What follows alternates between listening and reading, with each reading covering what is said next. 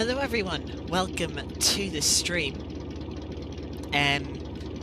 We're here for some a BeamNG event, trying to run it live as well. Things have already been a bit difficult. We're already half an hour behind schedule.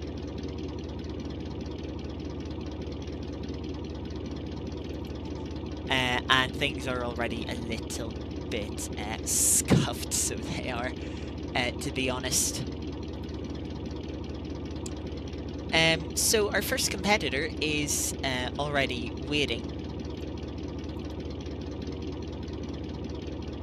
So we will be getting started very quickly.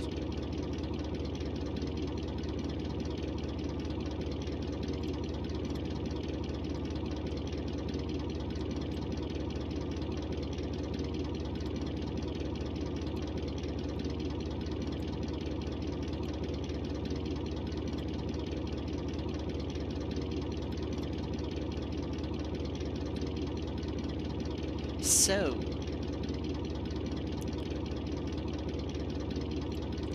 here we have our first competitor. Sorry, the UI has bugged out, unfortunately, isn't set up properly.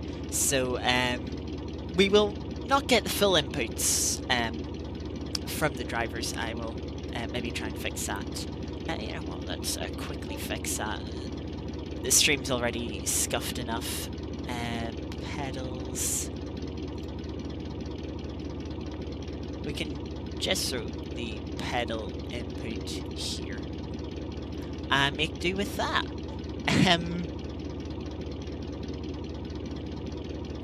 Right. Yeah, let's get started. So, Viper, whenever you're ready, please begin.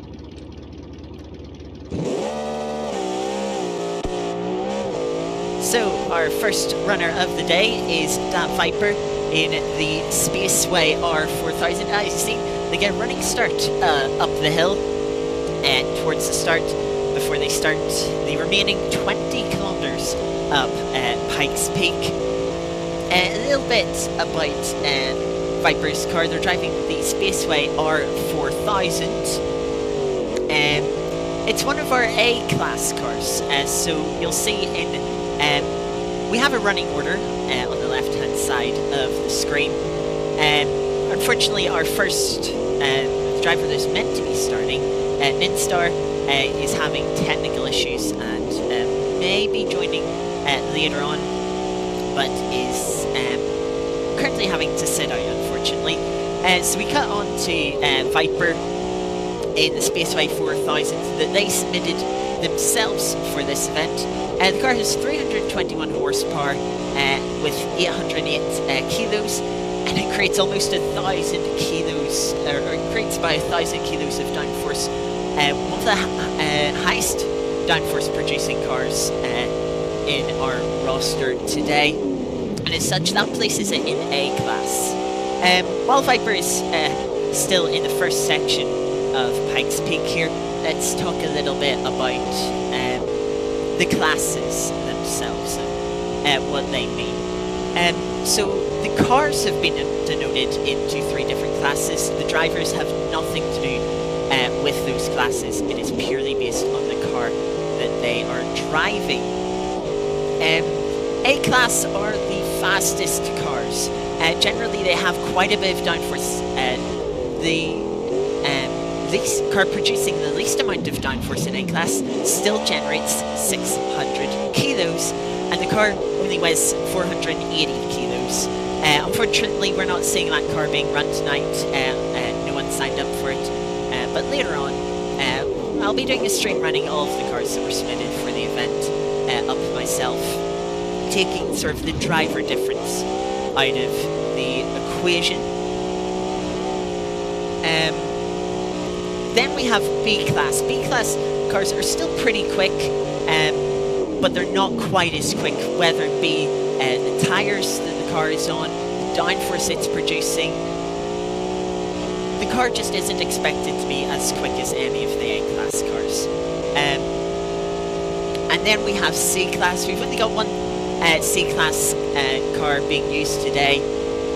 But C-Class cars are they're not competitive cars. They're more meant to, sort of built to different performance targets, shall we say, from the people that were building the cars and submitting them.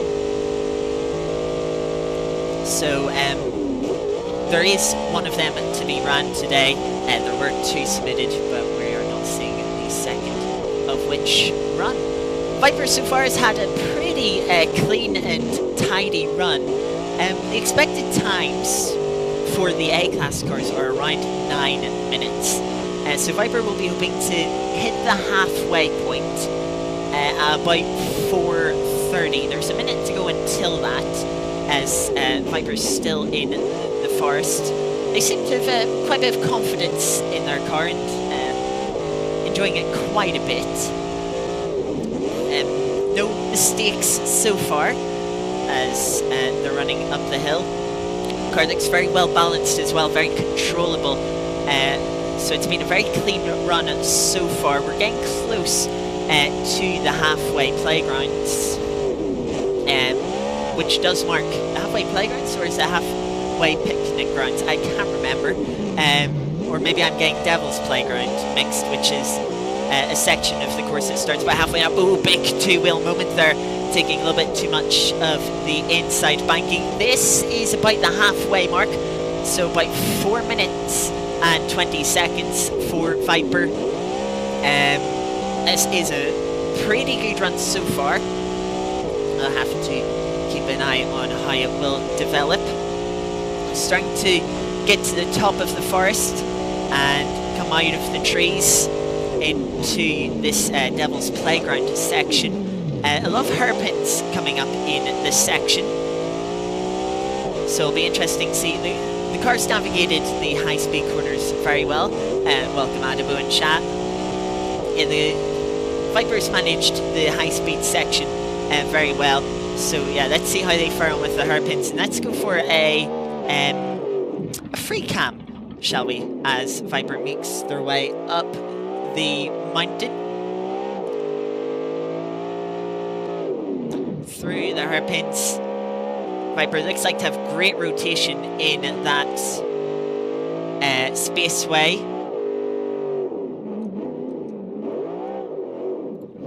But as they carry on, I need to try and fix the camera. The camera speed's not as high as it should be, and I'm struggling to change it, annoyingly. Yeah, Viper coming up the hairpins now. Unfortunately, we don't have the speed data.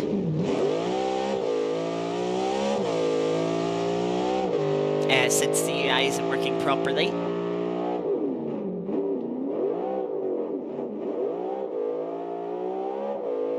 Which would be very useful, I must admit. Viper playing it safely, isn't taking it too risky.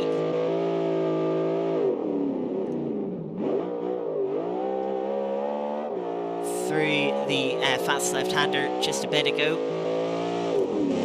As Viper getting close to the top now.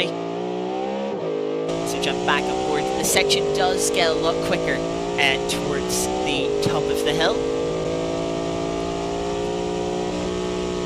As we're going to see some quick corners here. Let's see how committed Viper is through them. Flat out at this point here. Now coming up to a bit of a tighter corner. Viper has to lift off, shifts down a gear as well, but no use of the brake there. Flat out once again. A lot of grip in the spaceway.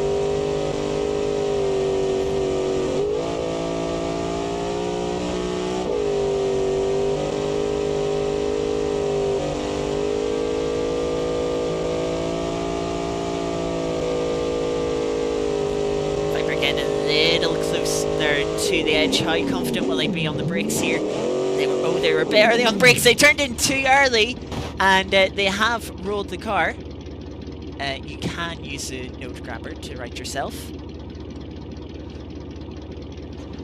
So Viper will have to right themselves with the node grabber.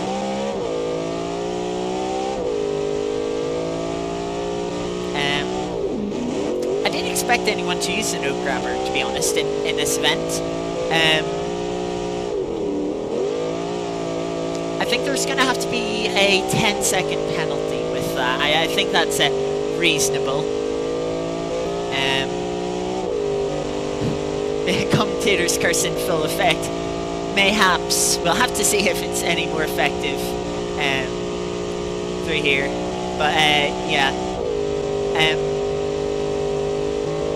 Viper, it was a great run, but early on the brakes, turning into that hairpin too early. Yeah, caught them out. As they're into the penultimate hairpin. Not too long to go, of course, with that roll. Viper won't be getting a sub 9-minute run. It was looking good, to be honest, for some 9-minute. Well, actually, it's going to be quite close. We passed the 9-minute mark here into the final hairpin. And for using the no grabber, we will add a 10-second penalty. Viper's coming up to the line now, across the line there, and 9:14.2. That's not too bad of a time when you consider that they rolled. But of course, they will be the first person to complete. And yeah. So Viper, your time was a 9:14.2, but there's going to be a 10-second penalty added on for the use of node grab. But yeah, a very good run up until then.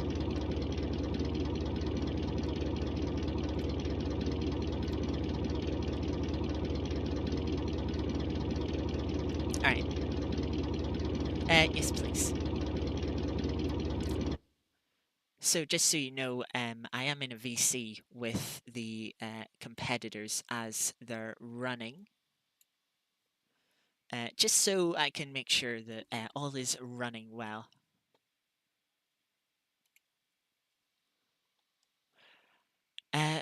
So we have one time in so far, 9:24.2 from Viper. Gotta try and quickly fix up the UI apps.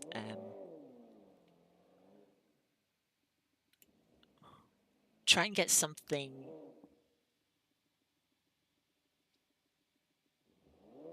a little more informative, let's say. Get speed and something else.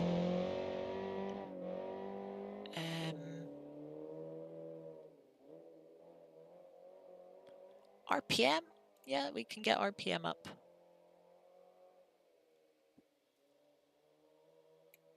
And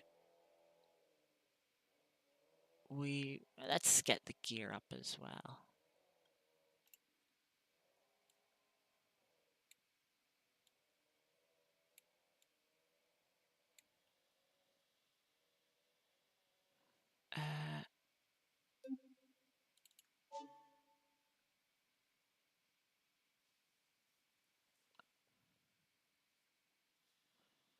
Right, okay.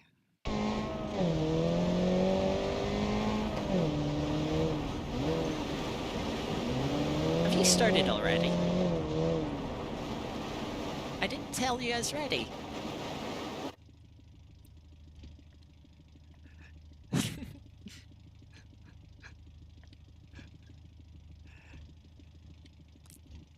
Someone was getting a little ahead of themselves. So, yeah, we are about to have our second runner now with Fiona. Fiona is running her own car for today.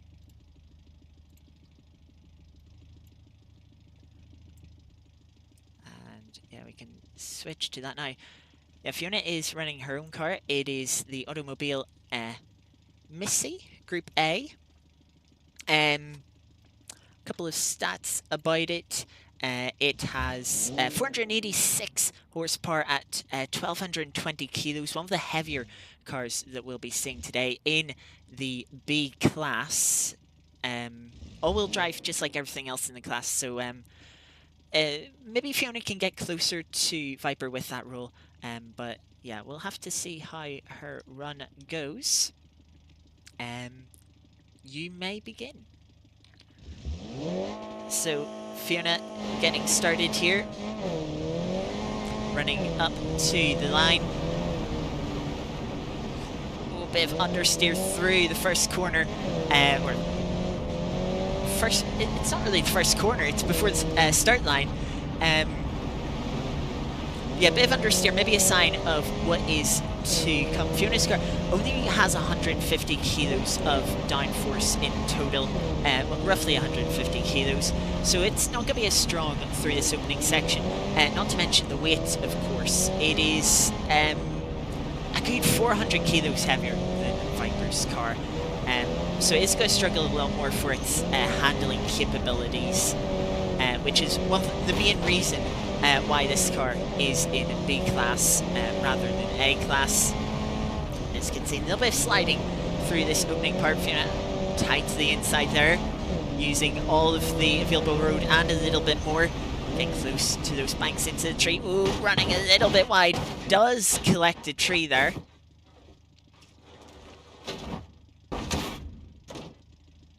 As she's trying to no-grab herself back upright. A little bit difficult with the trees. Hopefully there's not too much damage. Let's try and have a quick look around the car. There might be a bit of rear right damage. Trying to get going off the banking, and they'll be underway once more. So the car definitely sliding. It definitely looks like it's knocked out of alignment now, as Fiona's going to have to try and back herself up out of the trees. Very difficult spot to be wedged in here. Look how it's a very steep bank, especially with damage.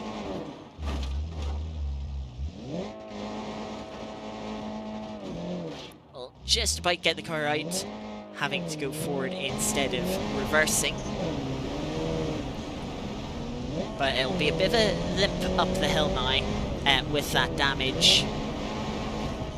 But you never know what issues everyone else will have. You can see how twitchy the car is. It just doesn't want to drive in a straight line anymore. How much, just with that rear right being knocked out of alignment. Gotta be careful. There are some dangers. There is that sort of concrete patch. Not sure what it's for. There's another one there. Maybe it's, I want to say drainage or something, but I don't think Pikes Peak would have drainage. But yeah, some little obstacles, shall we say, to trip you up if you're not careful. But yeah, Fiona, 3 minutes into her run now, will be getting 1 10-second penalty so far for use of node grabber.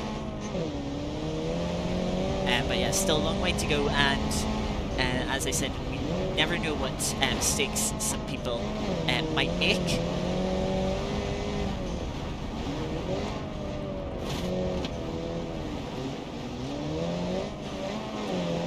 Yeah, Fiona, about 6 kilometers up the hill so far.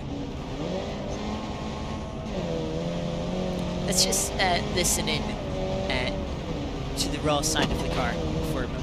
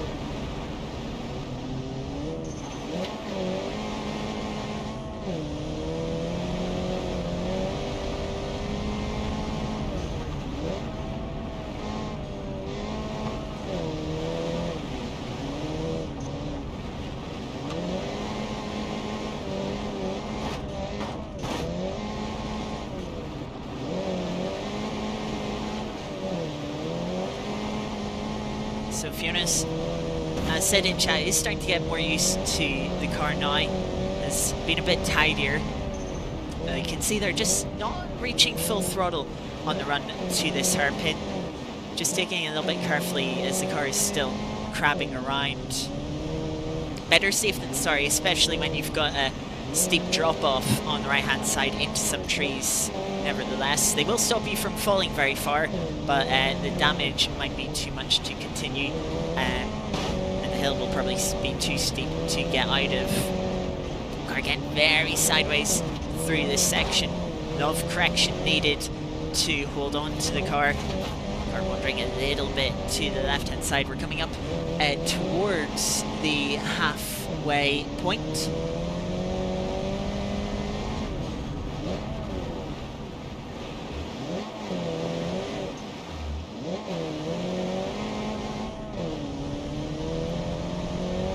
So yeah, we've just passing the halfway mark at 6.5 minutes. So obviously about 2 odd minutes down on where Fiona would rather be, but a lot of damage and a lot of time spent in the trees. The second half will definitely not take as long.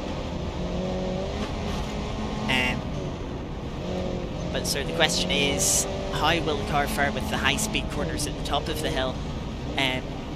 When the track is at its fastest, the car will be at its twitchiest with the damage around the hairpin as we get into the Devil's Playground section.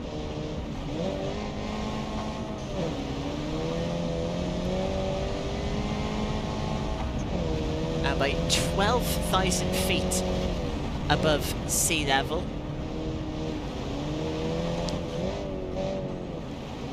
The finish, by the way, is 14,000 feet. With the start down at 9,400. It's a bit of an idea there of how much you climb on the run up Pikes Peak. A little tight on the hairpin, clipping the banking, lucky not to roll like Viper did further on up. But did have to make sure they didn't run into rock on the outside of the corner. Let's see if we can get the... go try again for this, but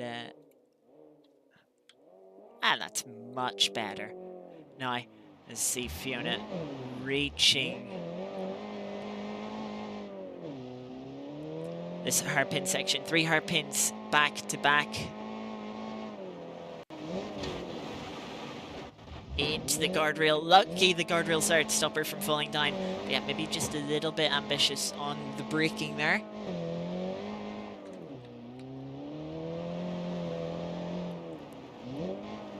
Very cautious into the hairpin. Maybe just not trusting the brakes as much, but gets the car rotated very well through that hairpin. Does Beam simulate the effects of altitude? Honestly, I do not know. I wouldn't expect it, to be honest. But still some interesting stats anyway. Ooh, the car just twitching the wrong way round. Struggling a little bit with the manual gearbox there. A little bit down the inside, that just sort of lifted the front of the car up, drifting it wide into the bank on the outside. Fiona's now getting into the faster section now towards the top. Runs a little bit wide, and what seems like such a simple corner isn't so simple anymore. Fiona skating across on a roof. Car lucky enough to manage back on its wheels. That is going to be a bit of time lost, but shouldn't be too much damage dealt. A lot of braking into this right-hander, whereas if you remember back, Viper didn't have to use the brakes at all into that right-hander.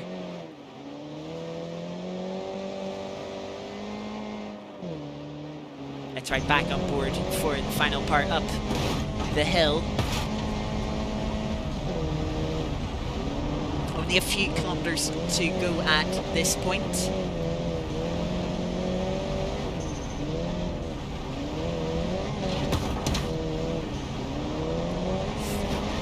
little bit wide there, but just about holds on to the car. Fiona just struggling to be to position the car precisely where she wants it to with that damage. Pikes Peak, as part of this hill climb, not too unforgiving. There is a little bit of room. Oh, just hitting that bank, not going for a roll though.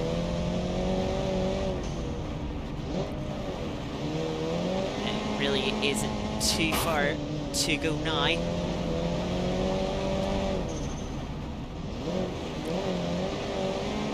Through what is known as Boulder Park.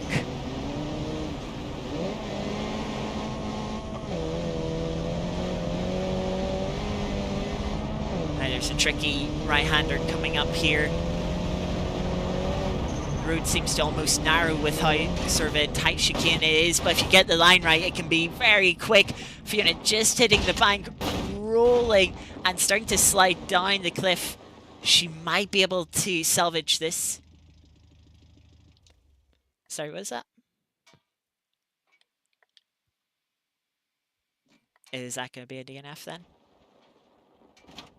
Fair enough. Well then, steering damage, unfortunately, is putting Fiona out with only about a kilometre to go. That is very unfortunate. The high-speed section getting the better for two with steering damage. So yeah, unfortunately, a DNF.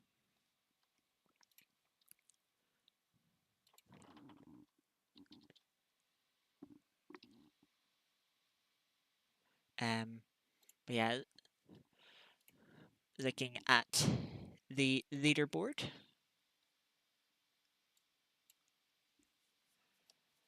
Right, next up.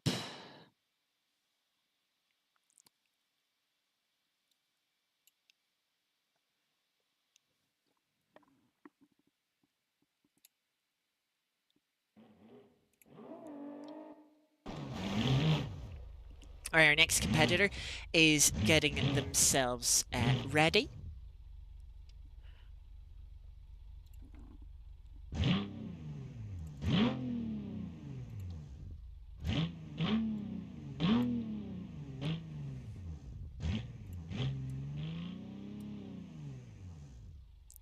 Right, it is time for our next competitor. We have Mark 1998 in the Waz Sloboda. And you're ready to go. We'll set them off here as they make their way towards the start line. We are back into A class here. The second of our 4 A class runners. So while Mark makes their way up the opening section of the climb, let's talk a little bit about the Waz Sloboda. So it's one of the lighter cars. Comes in with 257 horsepower at 646 kilos, making 900 kilos of downforce at 200 kilometers per hour. This should be another one of the quick cars. It has a lot of downforce. That should see it be quite quick up the hill here. Let's see how much confidence Mark is keeping it clean so far, and seems to be reasonably committed at least. It'll be interesting to see how they can compare to Viper. We know Viper passed the halfway playgrounds at about 4:20.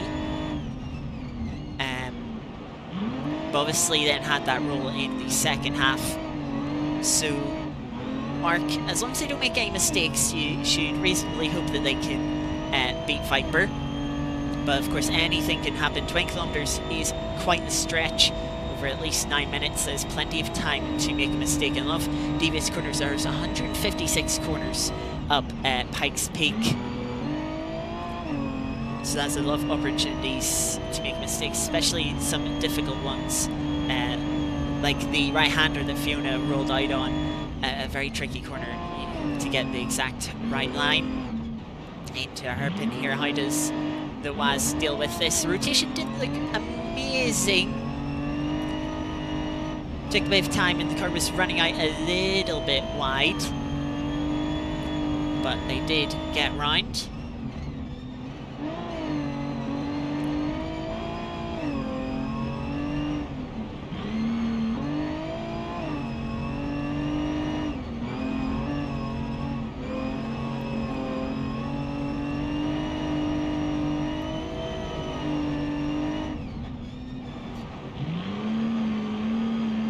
Heading around Heitman's Hill. Let's see what speed they can get up to here. Climbing up to the next hairpin. 170 kilometers an hour, 180. 182 was the max speed that we saw there. So not too quick. I think that is a bit over 100 miles per hour. So it'll be interesting to compare more of the other speeds we see up to that hairpin later from some of the other A-class cars and B-class cars as well. They can still be quite competitive on the straights.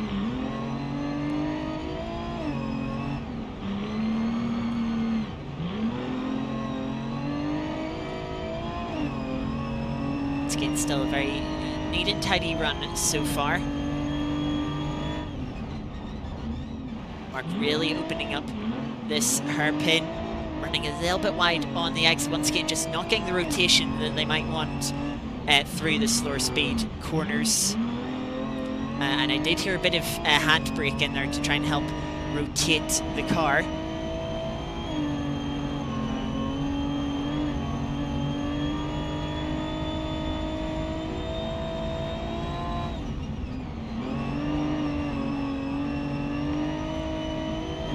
So we're getting towards the halfway point.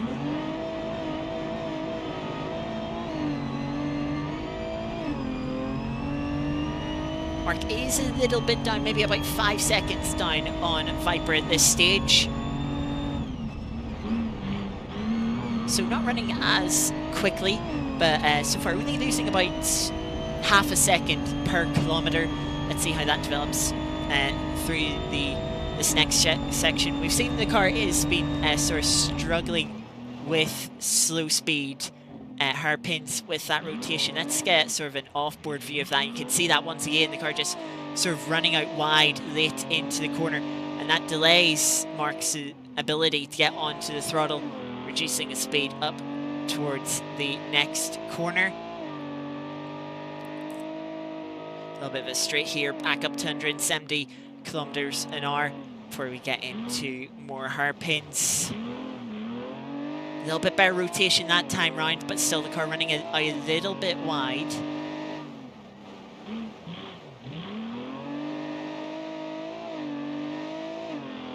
Yeah, you can tell Mark is having to just throw the car into the hairpins, using the handbrake just to try and get rotated.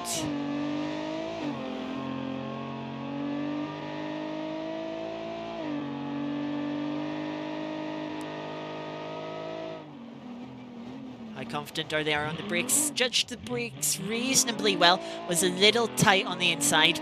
Again, bounced the front wheels up, which pushed them wide on the second half of the hairpin. Nicely done that time round the rear, just stepping out a little bit on the exit.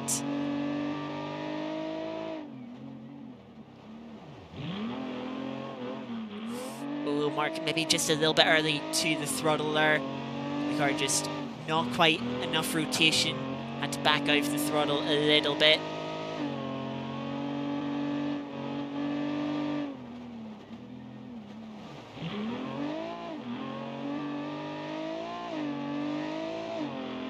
One more hairpin to go before we get into the open and fast section. That's nicely done that time round for Mark.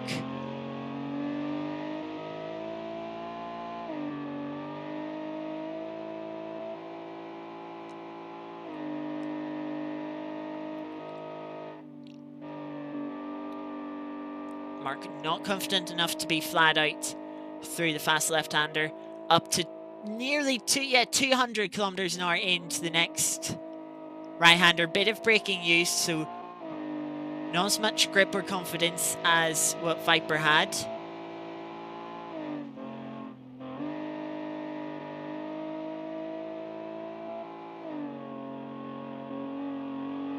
Flat out through that right-hander.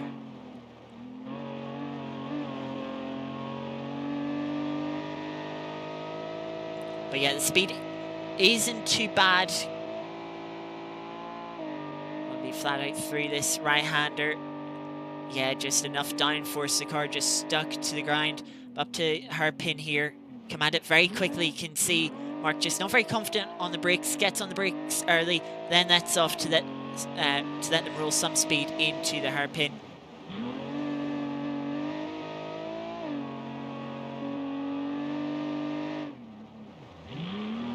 So Mark just reaching the 8-minute mark.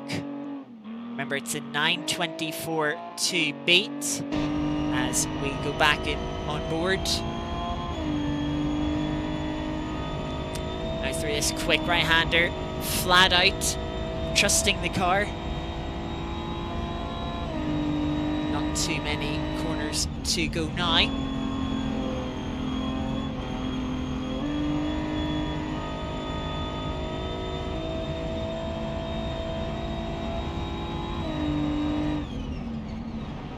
Oh, Mark missing their braking point, running wide into the hairpin. The car rolls over on the bumps on the outside of the hairpin. Luckily, they get back onto their wheels and they can carry on without having to use the node grabber. That was very close to being a disaster. Reaching the 9-minute mark as they get into the hairpin here. Very similar time to what Viper was. Even after their roll, of course, Viper did have to use the node grabber, costing them a penalty. But at 9:12.4, Mark will beat Viper by more than 10 seconds anyway. So even without that penalty, they would be taking the lead. As we can update the scoreboard there. So Mark, about 12 seconds faster. Would have been 2 seconds quicker if it wasn't, even without Viper's penalty for the use of the node grabber. But yeah, both Mark and Viper having their own issues, but Mark getting lucky, getting away with their issues, and yeah, they will take our current lead.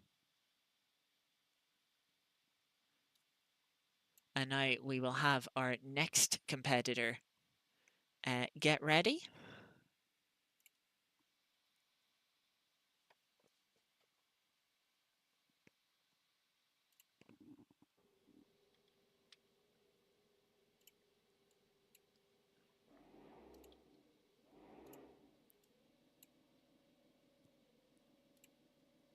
Now, for our next competitor, we're back into B class, and we've got probably the most interesting vehicle here.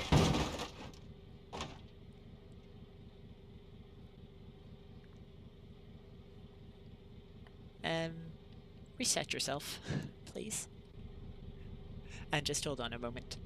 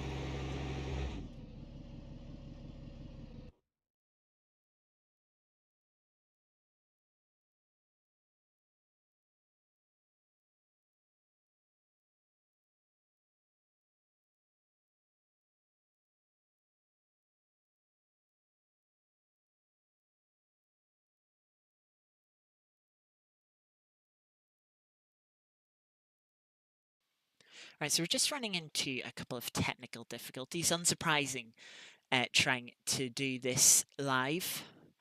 So we'll just have to wait a moment for our next competitor to run. Unfortunately, from technical issues for starting the stream, you could probably tell since we started at 7:30 instead of 7, I wasn't able to get a running order or a results sheet. Well,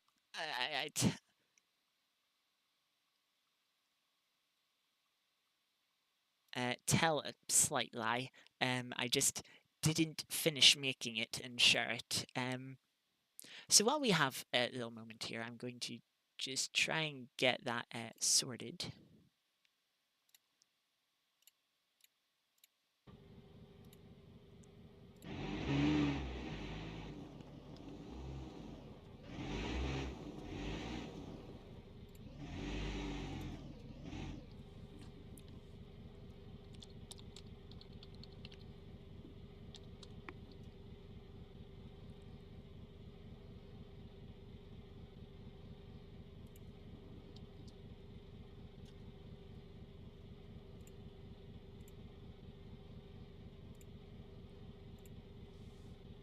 Right, so in that message that I've now pinned in chat, you'll be able to see the running order that we have and also the results when I'm not showing them on stream.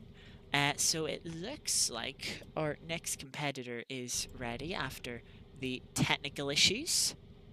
So you can switch them now. Next up we have Iris in Barry Deluxe. Now Barry is a bus, as you can see. Has a bit of text on the back. Can't afford a car. Slough Financial Services are here for you.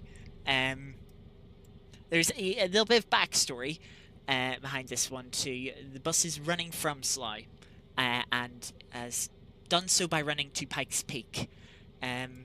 So yeah, let's see how fast Barry can run up Pikes Peak in the hands of Iris.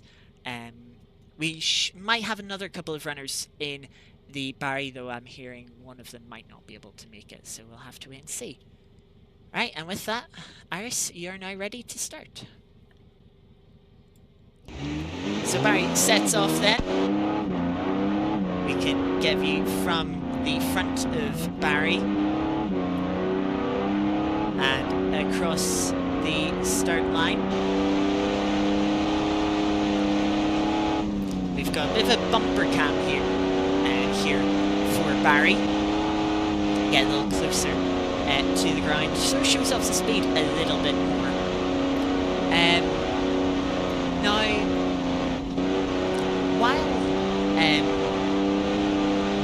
Barry might be a bus, you shouldn't underestimate how quick Barry might be.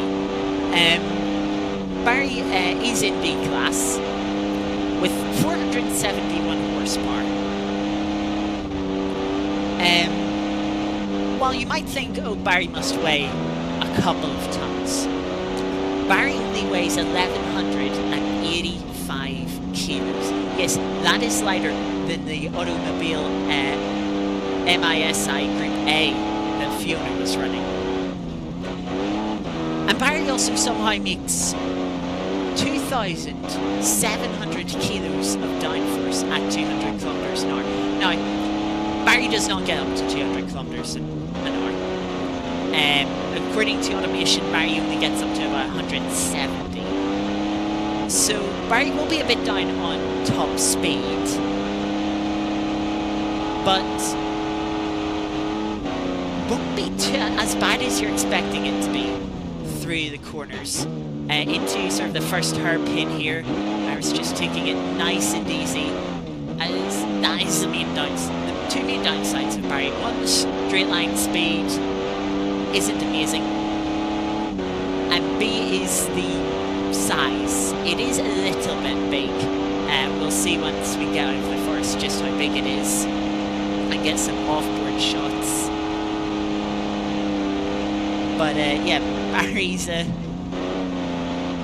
that being said, isn't the biggest bus ever.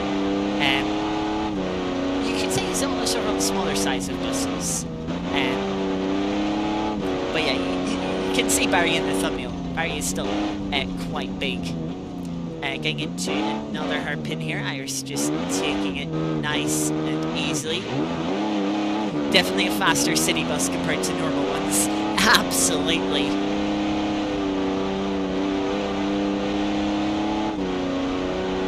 Though I am wondering, the bus is 1185 kilos.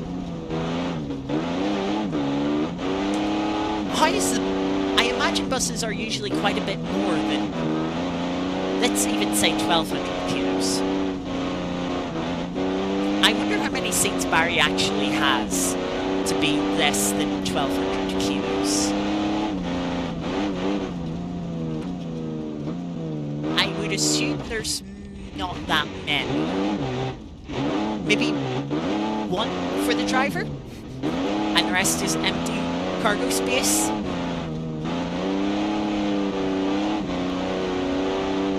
In that way, it's almost a big van instead of a bus, you could say.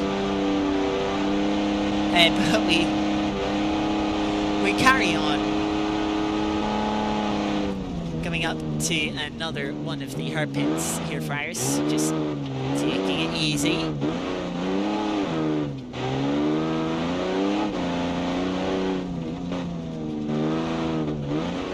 Through this tight right-hander. Very easy to misjudge, especially when you're in a little bit of a lighter car, shall we say, something that's a little more agile. And yeah, this right-hander too can be quite deceptive of just how tight it is. The road quickly falls away on the outside, so if you run into it just a little bit too quickly, your run is over, and that is it. There's sort of no way that you'll be climbing out of that.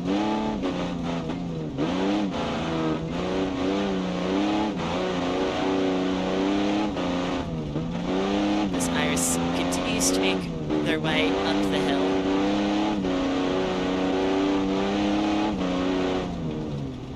We have passed the 4.5 minute mark, but we're not too far away from the halfway mark. We are over 8 kilometers up the hill.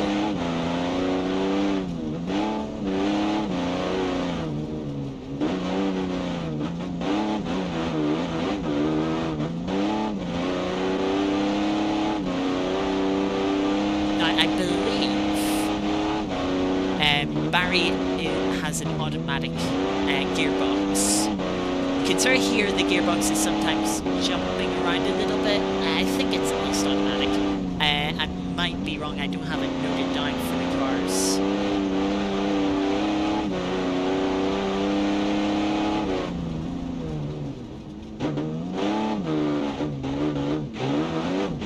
There's a very tight line there.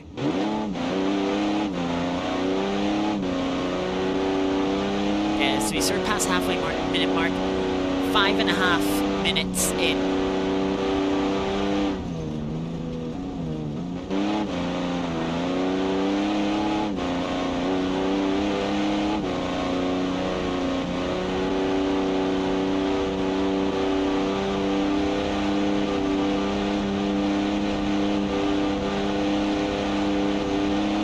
So this is the part where Barry is most likely to struggle into all these hairpins.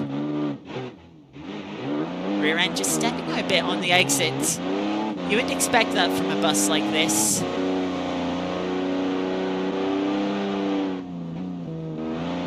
But it is no normal bus.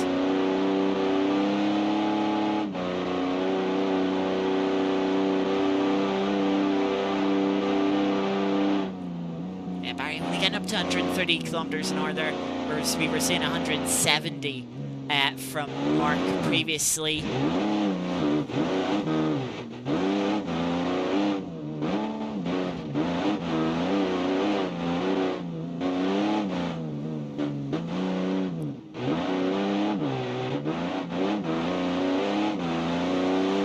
But 130 kilometers an hour isn't slow. A little tight on the hairpin there. Bus getting up onto two wheels.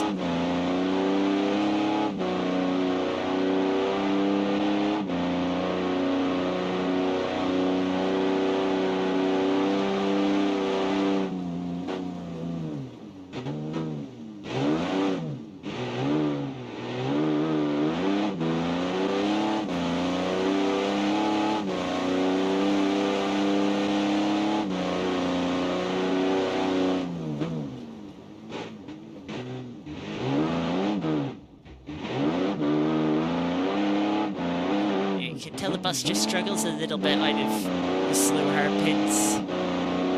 Struggling a bit with the gears.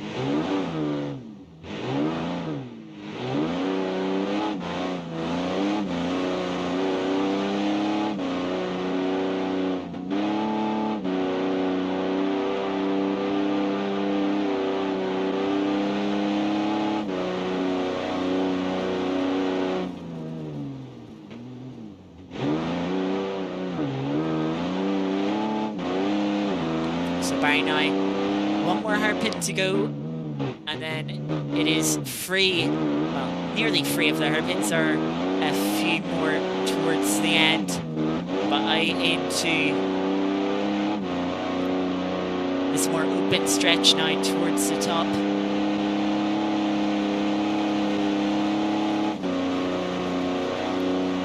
How fast will the bus be down to this right-hander coming up? We've seen 200 kilometers an hour from the WAS with Mark at the wheel.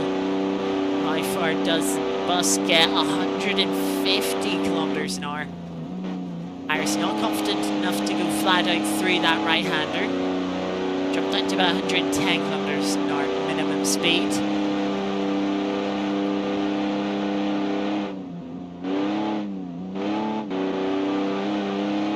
Yeah, and Iris just not fully confident.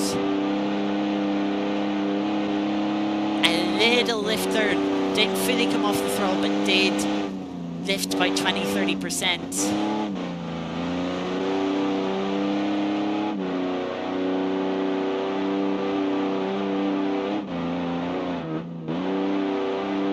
Now, how confident will Iris be on the brakes up to this next hairpin? Braking should probably be one of the bus's strengths, but struggling with the uphill a little bit with gears. But yeah, the bus will probably have the shortest braking, so out of all the cars running. Slowest top speed and all the downforce, equaling a lot of drag. You do have to question, is it maybe a bit too much downforce?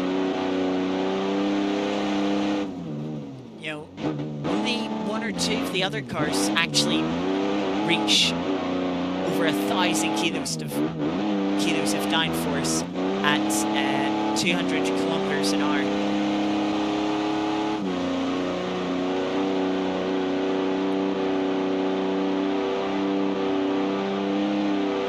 Iris flat out 130 kilometers an hour through that kink.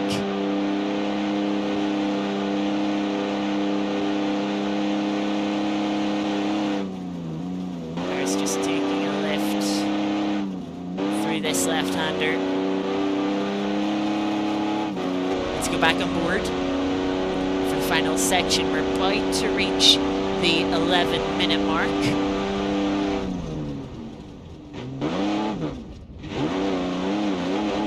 As you can tell, the bumper camera is on the left-hand side of the bus.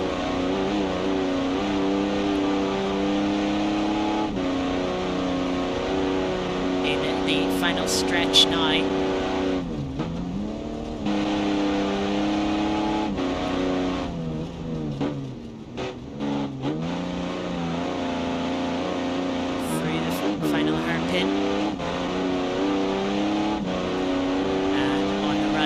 The line be flat out through this left-hander for the bus, and it'll be 11:33.0 for the bus. Bit of a cautious run, you could say. Maybe not pushing to the full potential of what the bus is capable of, but yeah, a clean run at least. Who knows what will happen with cars? We've seen how Fiona's run was going before the steering damage ultimately took them off of the stage.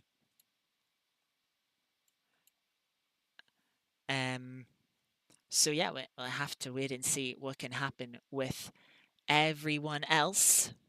And of course, there is still another bus or two to run.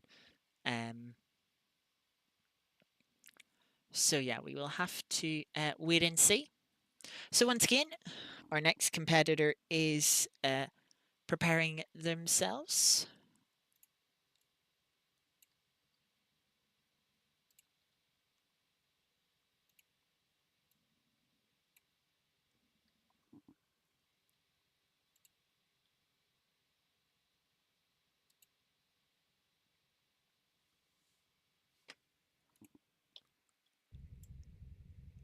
And they are waiting. So next up, we have Arizona Casio in the Super Drop Sunset Mark 1.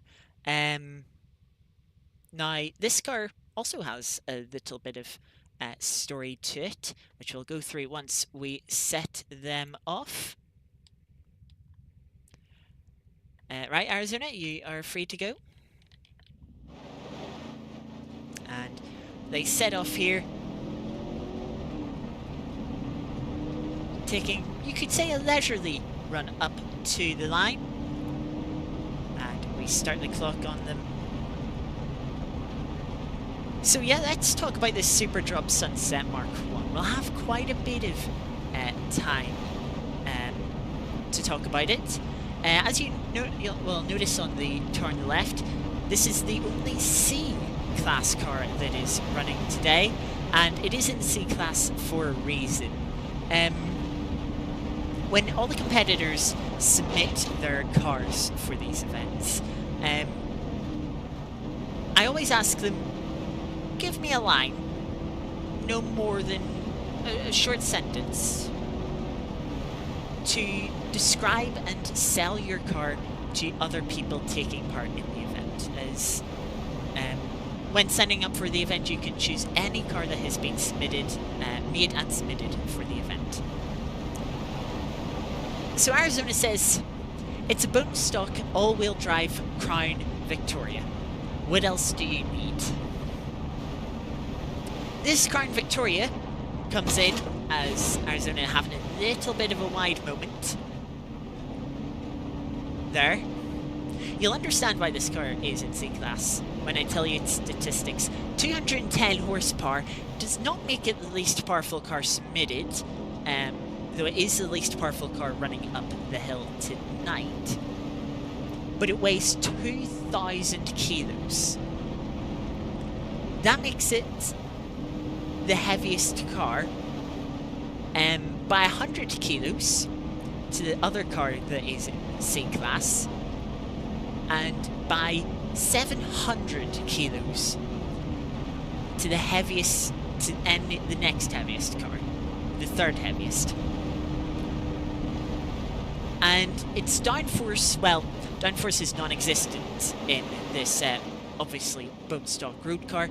It creates lift. 200 kilos of lift at 200 kilometers an hour. So that is, yeah, you'll see this car slide around quite a bit. On one hand, this car shouldn't be too difficult to drive. It's not going to be too quick. In fact, let's see what speed it gets up this hill. This is a bit of a flat-out section that some of the higher cars with more downforce will be reaching more closer to their top speed. We get to about 117 kilometers an hour is the max of what I've seen there.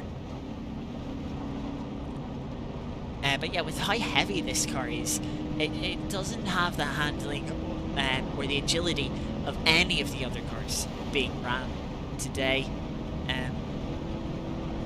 The weight of the car will see it slide around. It might find itself sliding off of the circuit at some point. As, oh, I think we have a problem here. The car is slowing down. Let's go free cam. Oh dear. That front left suspension, I think, has been broken.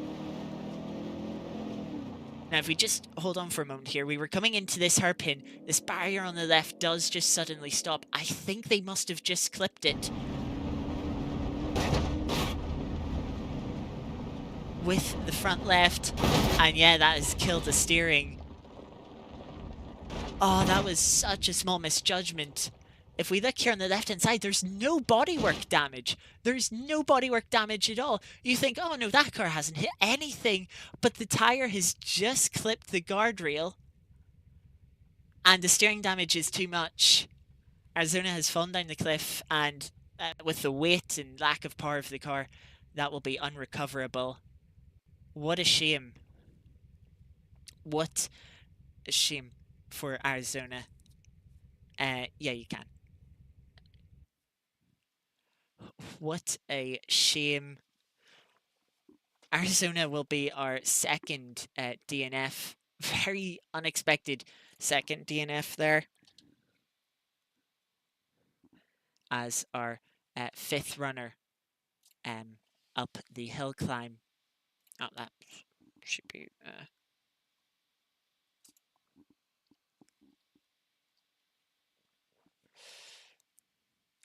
So, our next competitor will be getting themselves ready.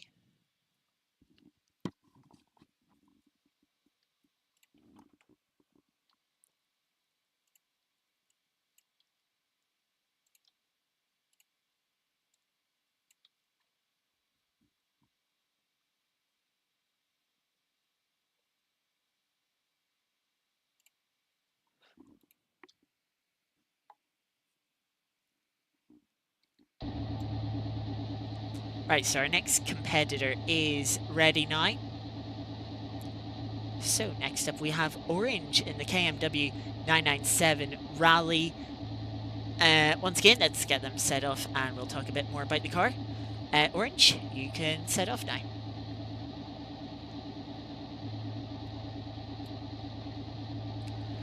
Orange, you can set off now.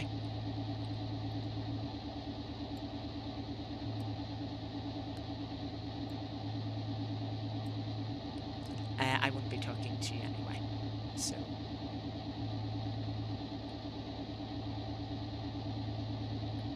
Fair enough. So, Orange, just getting ready, just double checking a couple of things. As we have a little look across the car. And they're off. We've got a nice camera set up on the rear wing for this one. This car is loud.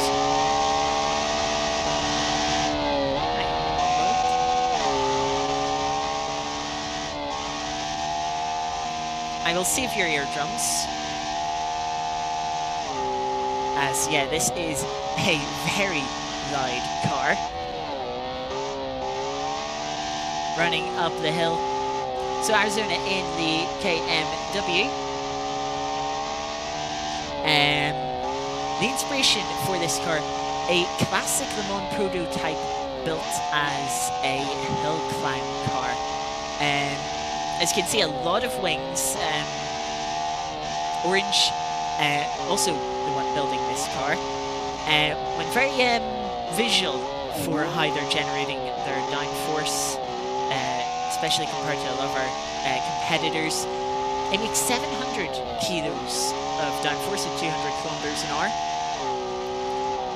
coming in with 223 horsepower with 563 kilos, making it the lightest car that is running up the hill today. As again to the hairpin, the car certainly does look quick. Oh, that's a bit wide. That's just clonked that concrete section.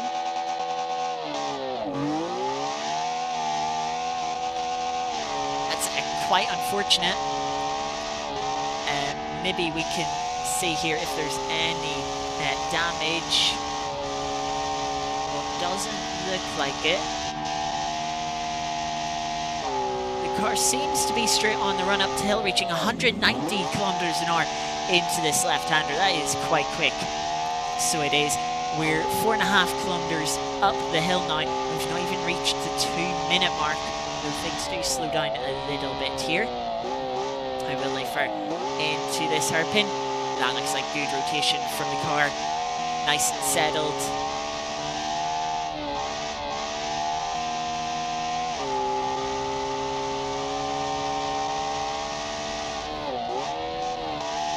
So while yeah, the car is lacking some downforce compared to some of the current A-class cars that we've seen up the hill, it is on the lighter side, and being lighter, it does look like it is working out so far. We'll see at the halfway mark get sort of a more comparison of how it is. A little messy through that hairpin there.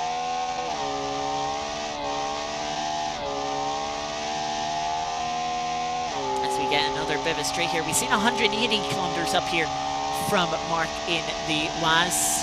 How much will we see from the KMW? It looks like 184 I just seen there for a brief moment. So very similar top speed in that section of the track. So it'll come down to cornering ability.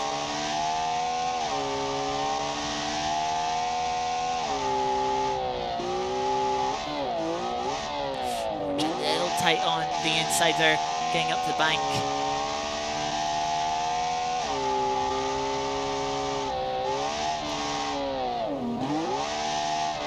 Just not seeming fully confident with their ability to position the car and sort of slide it around some of these longer corners.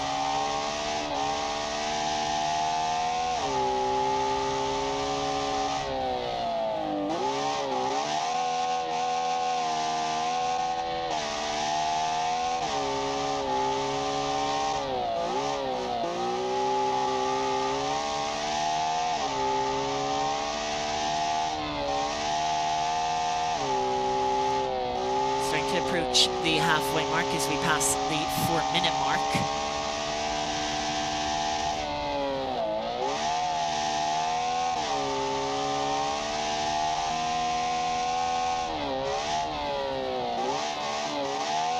Still a bit of handbrake usage from Orange. As they get to this halfway mark, 4:25, that's on similar pace to Viper. A little bit quicker than Mark was.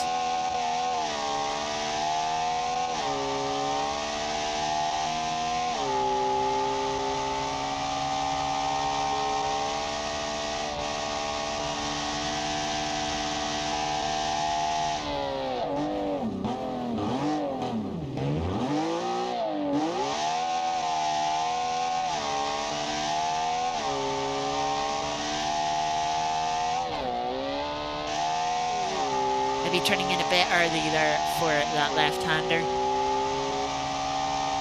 Up to 178 kilometers an hour. Very similar top speeds through these corners. Let's take to free cam. You can just see that is how massive that wing is. A little bit of trivia for you. Automation on its old game engine, or should I say, when cars were exported from automation to Beam on the old game engine for automation, downforce in Beam was calculated based on the surface area of the aero fixtures. Oh, as Orange gets deep on the brakes, is into the guardrail. Looks like they might have got away with... Oh no, I think there is steering damage. The car looks like it's twitching about a little bit more. They're a little bit deep into the next hairpin as well. I think they have just knocked the left-hand side tires out of alignment, and that's going to give them a struggle for the remaining about 7 kilometers to go for Orange here.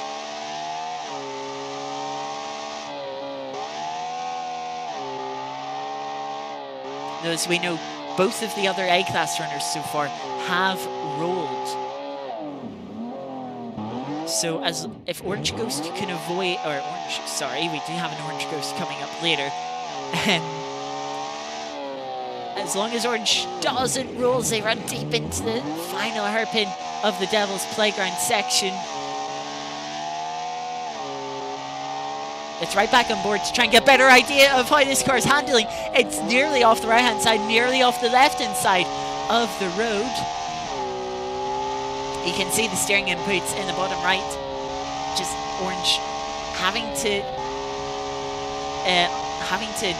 correct the car, bit left-hand down. On the run up to this right-hander, getting up to 184 kilometers an hour, only carrying 130 kilometers an hour minimum speed through that right-hander, which is probably a bit down on what this car could do. With that mistake, that's a little wide. I thought I was going off the edge for a moment. Orange just struggling to commit to these high-speed corners with the car moving around. That left-hand side damage really slowing them down. They're wide and a bit on the bumps. How they kept that on the road, I do not know. I thought I was going off, seeing that bounce up and down. I can see not even flat out through this right-hander and run up to this hairpin. A difficult braking zone this. Orange Ghost just losing the car slightly under braking. Runs a little bit wide, but is able to carry on. We're past the 8-minute mark. 3 kilometers to go. As they're a little bit on the inside bumps. The car just sliding around for them.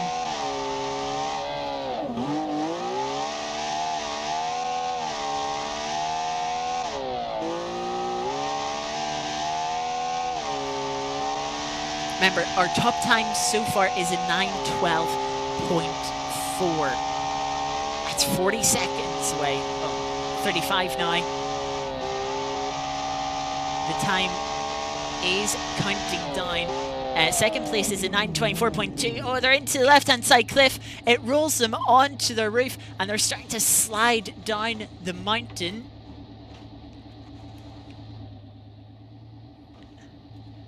So use of the no grabber to right the car. They're going to have to try and drive it up the hill. Might be a bit difficult. You can see this terrain not very smooth, but the car is able to climb its way back onto the road into the other side of the ditch. And so yeah, they will have to take a no grabber penalty, 10 seconds, same as Viper. And that 9:24 mark is about to pass. There it is. Even with the 10-second penalty.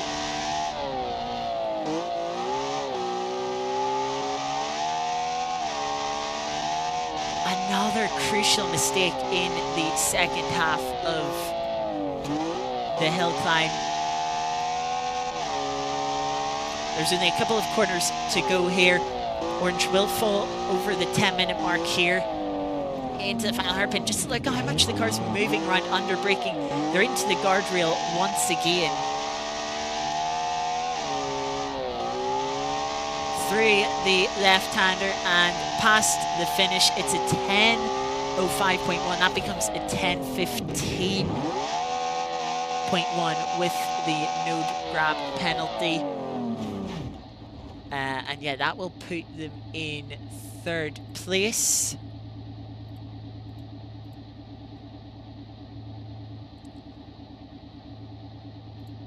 And we can see there, time's just over a minute off the top time with that mistake. Yeah, very costly mistake, but that's 3 for 3 of the A-class runners that have made mistakes in the top half of the hill climb, maybe even the top quarter. Yeah, the top quarter. It has been a very, very difficult hill climb.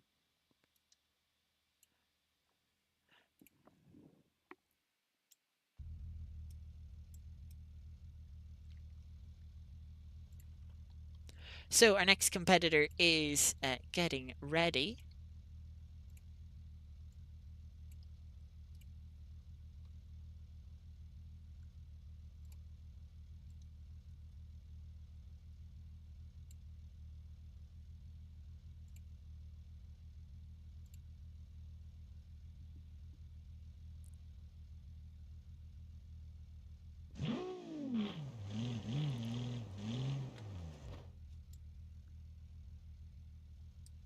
So our next competitor is ready. Yeah, I can. Just one moment. So here we have Not the Bees coming up with their NTB RK275 Pikes Peak. They're another person running in B class. So they're trying to beat... The bus is the fastest B-Class car so far, the only B-Class car, sorry, to finish so far. So let's send them up. Right, not the bees, you're ready to go. And away they go. Run to the start line now. There we go. So as they make their way through the opening section, let's talk a little bit about their car. So their car coming in as the lightest B-Class car at 860 kilos. Oh, and already a wide moment. Not the bees. Running wide. Luckily, this early section is forgiving in places, such as that place, but unforgiving in others. So yeah, an early mistake, but not the bees getting away with it. Not too much time lost. It shouldn't have picked up any damage from that as well. But yeah, as I was saying, the lightest B-Class car, 860 kilos. But also the least powerful at 341 kilos. Apart from the bus, they do produce the most downforce in B-Class with 245 kilos at 200 kilometers per hour. So they have another wide moment through that right-hander. And another interesting thing about this car is it is on cross-ply tyres. Everyone else is on radial tyres. I believe they're all on the rally compound in automation. But Not the Beast has gone a different way. They are also on the rally compound, but cross-ply construction instead, as they were a little bit wide through the hairpin there. So yeah, Not the Beast seems to be struggling a bit for grip, which you'd expect a bit, since especially when you compare them to the A-Class cars. You know, all four of the A-Class cars are lighter than this car and have more downforce. But Not the Beast should be able to make up a bit of time on some of the higher speed sections, where they can put the power down and reach a higher top speed. But we'll see how it is later on. They passed the guardrail that unfortunately claimed Arizona's front left steering arm. But yes, they continue to make their way up the hill.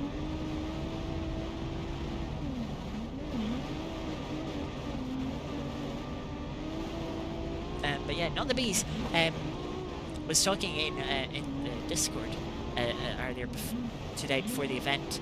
They were mentioning the last event, the Beam Mountains Rally, which if you haven't watched, do go watch on the channel. There is a handy playlist for it. But they were referring to their run through the second stage. It was a short 3.2 kilometer stage, but if they're lucky, that their time through that stage will be longer than it takes them to get up Pikes Peak tonight. It was an 11-minute run. It had a lot of disaster. They fell down a cliff not once, but 2 or 3 times. I can't remember actually. It was a very troublesome run for them, but they didn't give up. They kept going, and they did get to the end with the slowest time by far. They weren't the only one to fall off that cliff. There were a couple of others. It was a very nasty cliff at the end of the stage. Very deceiving it was, as you were blind to it as you came over a crest. So yeah, Not the Beast is wanting to have a bit of redemption for their run through that stage. It's going to be very difficult to beat the A-Class cars, though they have opened up a bit of an opportunity here with their mistakes. But as we're getting close to the 4-minute 30 mark, you can see that, yeah, Not the Beast isn't quite going to be there. Okay, it's the second half of the rally where they all made their mistakes in A-Class. But, you know, we'll see what the time difference is here. Mark got lucky with their roll. They didn't lose too much time, but they were the slowest car in the first half of the climb. Whereas Viper had a roll, but and did have to grab themselves upright, but did get going again reasonably quickly. And then Orange, yeah, getting that damage off a guardrail from one of the hairpins, just really slowing them down, and then of course having to falling off the road at one point. Did get recovered, but yeah, for a minute down on the top time. Maybe there is potential here. So yeah, we were just by 5 minutes 5 seconds there as we passed the halfway mark. So yeah, let's get an idea for how this car looks from the free cam.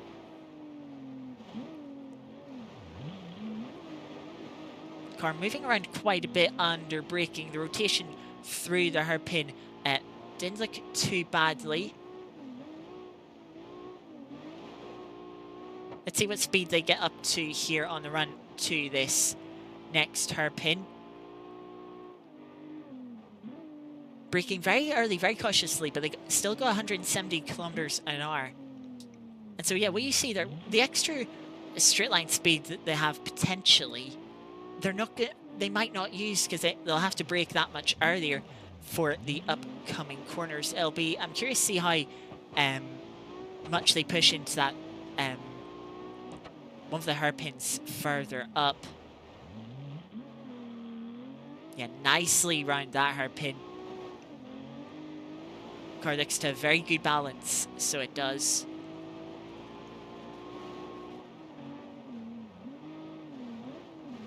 Five more hairpins to go, a little bit wide, a little bit deep into this one, but doesn't run into the guardrail.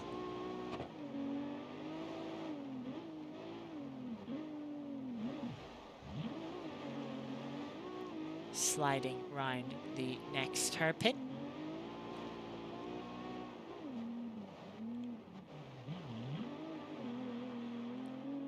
You can tell that car seems to be doing exactly what Not the Beast wants it to do. Round the hairpins.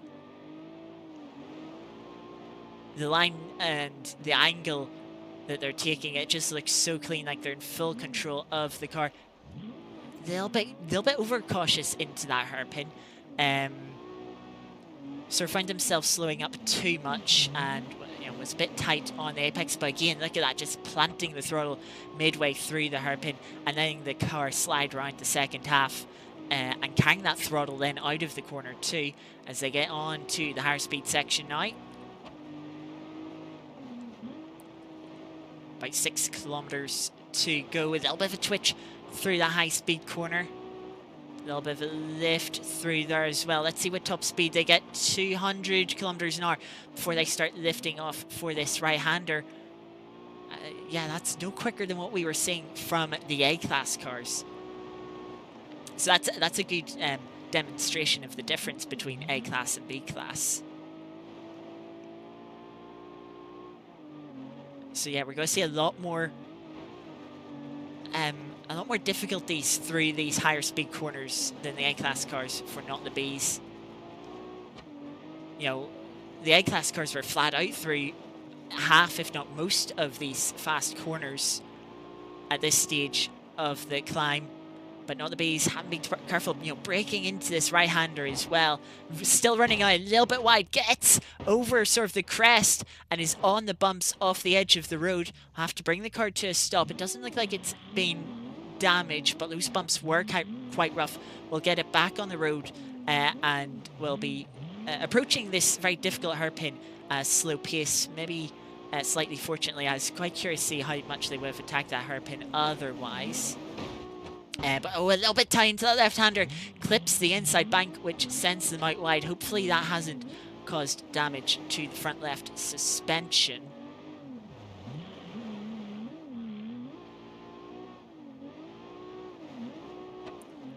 As they're now a little bit across the inside there. It is a bit bumpy, but you can get away with it. Let's go back on board for the remaining part of the stage. They're already past Mark's and Viper's time through this right-hander. You can see how difficult it is compared to the bus earlier in the A-class cars. the downforce allowing them to carry a lot more speed through there and a lot more confidence as well. So a reminder, at 10:15.1 will let Not the Bees see them in front of one of the A-Class cars. They have 25 seconds to get to the end, 2 hairpins to go. Once again, cautious into this hairpin. Better be cautious here, no guardrail to stop you from falling off the cliff, but you know, there is a little bit of space, as we've seen with Mark, to run wide. Maybe it is better there isn't a guardrail there, as we've seen the damage that guardrail costs Orange. But as they're coming up to the next hairpin, that 10:15 mark is going to pass, so they won't be beating any of the A-Class cars so far through the final corner. Now, will they get sub 10:30? They have to be cautious through this final corner, and they just about beat the 10:30 mark. But yeah, that sets the new benchmark for B-Class. Now, I should also note, you're going to see from the timer it says 10:29.5. That's actually 10:28.5. The UI that I use rounds up a little annoyingly, but that's going to put them into 4th place. So it will. And we can look at the results as they stand, as our next competitor is getting themselves ready.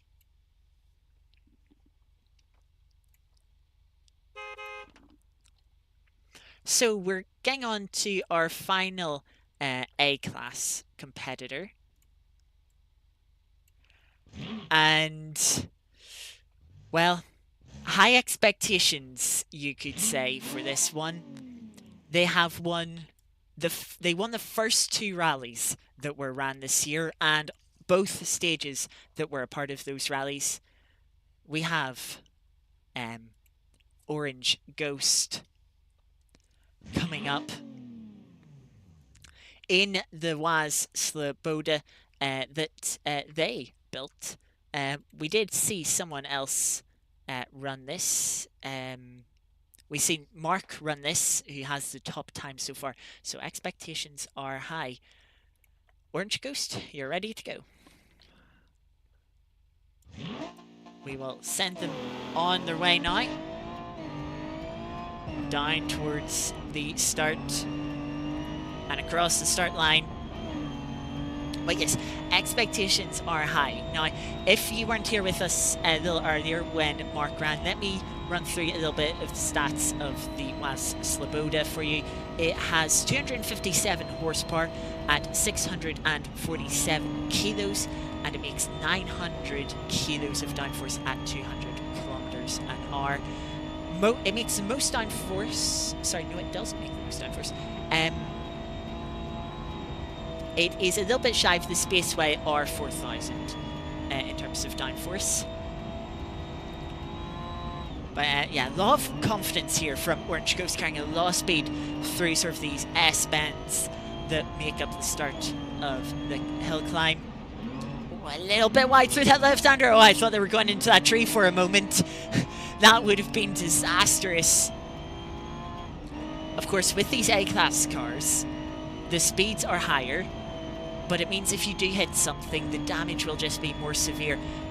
The mistakes will be more costly.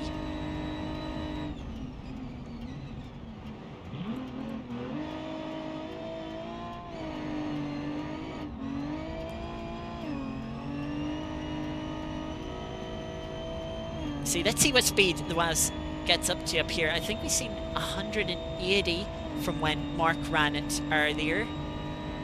Maybe it was 190. I can't remember exactly, to be honest. We get to 190 here for Orange Ghost as we're approaching the quarter-way mark. 4.5 kilometers up the stage. 1 minute 45 approximately. How does Orange Ghost fire through this hairpin? seemed like it took them a little moment to get the cars to start rotating through the corner, but then it rotated very nicely through the second half of the hairpin. I will fire through some of the longer corners here reasonably well through that right-hander now into the left-hander. Gotta be careful here, the corner opens up, it tightens again. It can be a bit difficult to get your line right through here. Head into another hairpin, a little bit of a Scandinavian flick. Orange Ghost not quite getting a great line through there, was maybe a little bit tight on the apex. Once again, let's see how fast it is into the next hairpin. But just over 108 kilometers an hour. A little bit early on the brakes. Had to let the car coast into the hairpin a little bit, but got rotated nicely through the hairpin. Turns the car in nice and early for this right-hander. Not getting caught out by how tight it is. This tricky right-hander. I'd say that was a little bit playing it safe, but better safe than sorry. Flat out through the first half of this right-hander, and then just lifting for the second half. It was a big lift, but they did avoid using the brakes as they just balance the car on the throttle through this left-hander a little bit wide, but they keep it off the bumps. This is looking like a very good run so far, just past the 3.5 minute mark. And this tightening left-hander, how will the car turn in? Little bit of braking. Car seemed quite nice through there.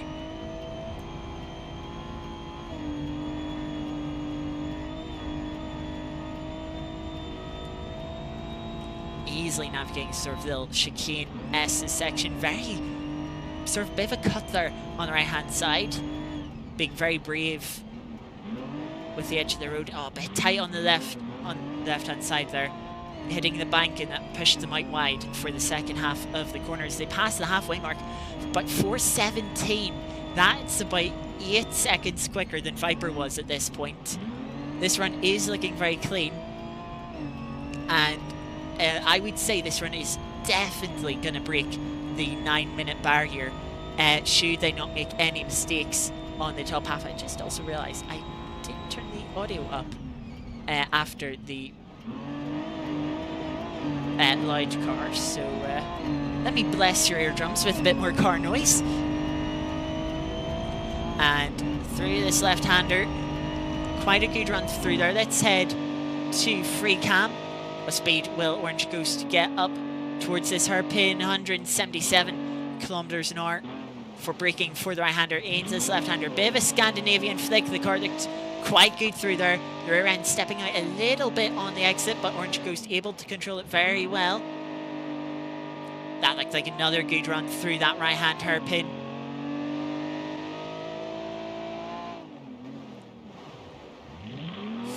Oh, didn't quite get the front end into that left-hander. Maybe a bit of a front left lock-up, perhaps. But the front didn't just... bit reluctant to go into the corner, but sliding well around the next one.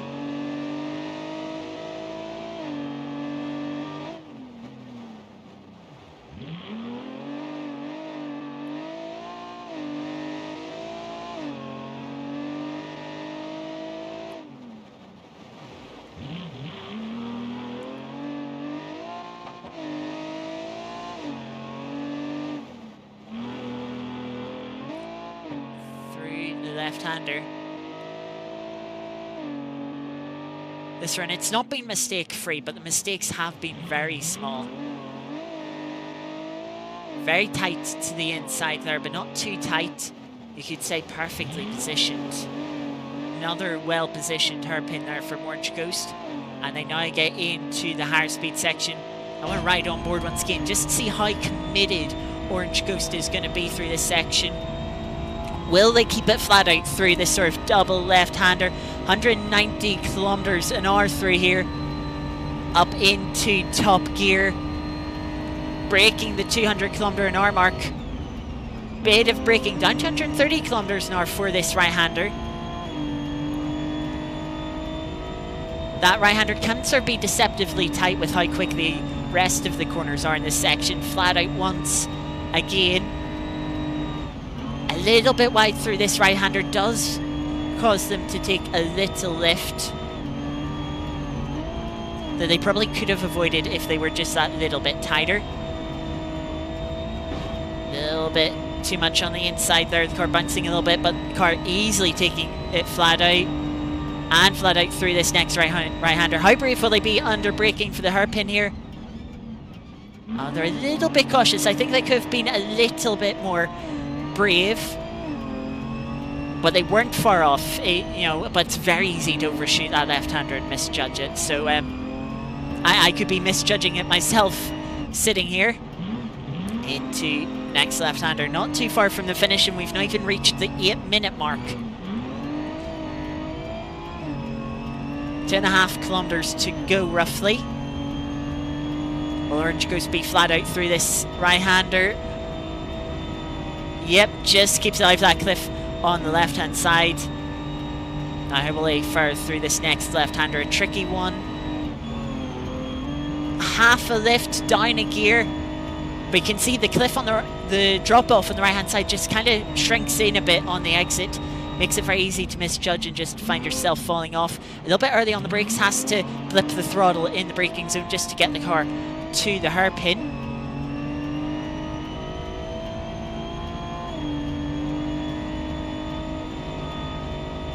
As they head up now through the right-hander, it's going to be close here for the 9-minute mark. 15 seconds through the final hairpin. Just one more corner to go. I think they can just about do this. They should be flat out to the line with the grip that they have.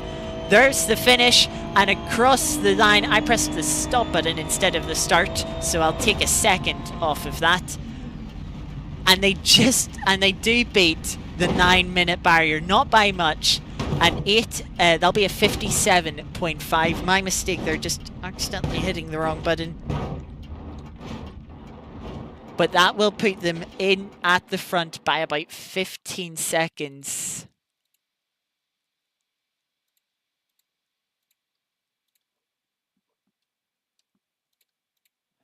As we sort out the standings, there we go. An 8:57.5. 15 seconds quicker than Mark. Mark isn't too far off.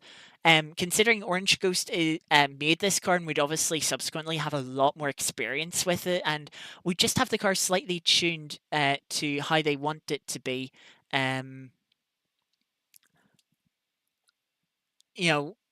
15 seconds off isn't bad. That's less than 1 second per kilometer. So yeah, that is very well going.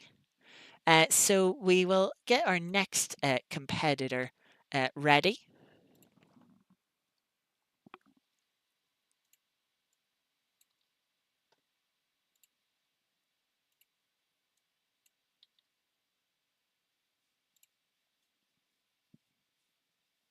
You see a winner? I think we see a winner as well. Because that is the final A-class card to run, and we know Orange Ghost is quick. They've won 2 rallies, 4 stages between them, and when they didn't win, they were second. So I'm not surprised to see Orange Ghost up there. It's a shame we are missing a couple of our fast competitors. Clumsy and Dara have been quick. Unfortunately, they couldn't make it tonight. But yeah, hopefully... yeah, still a very good run. No major mistakes too. That's the main thing. No major mistakes. Yeah, had Mark not rolled, they definitely would have been much closer to Orange Ghost. So yeah, that take away that one mistake, and I would say they're within half a second per kilometer. So yeah, within about 10 seconds. Anyway, we're getting our next car ready. They'll hopefully be ready very shortly.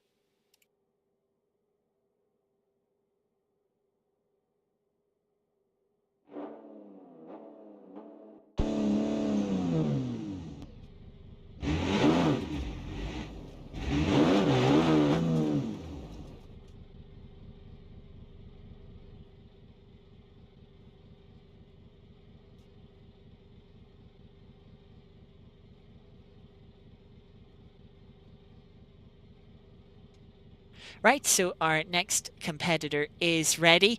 Barry the bus is back, this time being driven by Artie. So let's see how they fare. Let's see if they can beat the 11:33 from Iris. Okay, Artie, you're ready to go. And they set off here on the run to the line.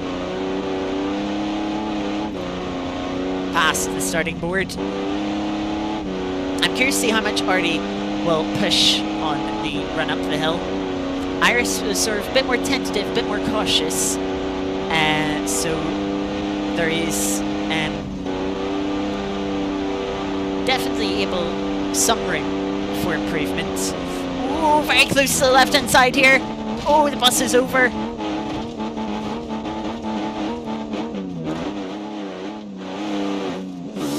Oh, the bus looks like it might want to get itself back over. It's being a bit tricky. You can use the note grabber to direct yourself. So yeah, it's going to be a quick node grab.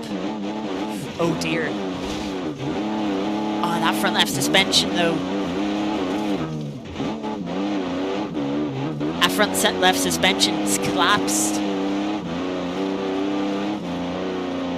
And yeah, look at the bus. It's still going, but it'll be very difficult to get up the hill here. Now, we do have to be fair. BeamNG was not made with multiplayer. Multiplayer is very much a mod for this game, and as such it isn't flawless. One of those flaws is damage desync. It is very noticeable. So if you've seen in the rally events, some cars look like they're very damaged and that, a wheel is maybe even completely torn off. But in actual fact, the competitor still has their wheel on their screen. It maybe isn't as damaged. I think there is some damage to that wheel. How much that bus is moving around, that I would be very surprised if that bus didn't have any damage at all. But it's going to be a long run up this hill. It's going to be a challenging one to keep that bus pointing the right way. Bit of a cut there through the hairpin. Probably the tightest line we've seen through that hairpin so far. I think you can see here Artie just struggling with the damage. Oh, that's very close to the edge. Oh, that's, yeah, bottoming out. Can Artie get themselves back onto the stage?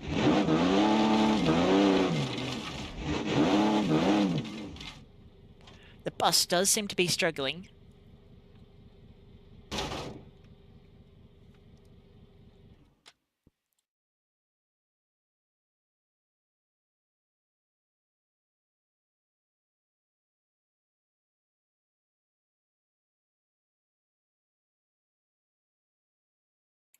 So the bus suffering from too much damage.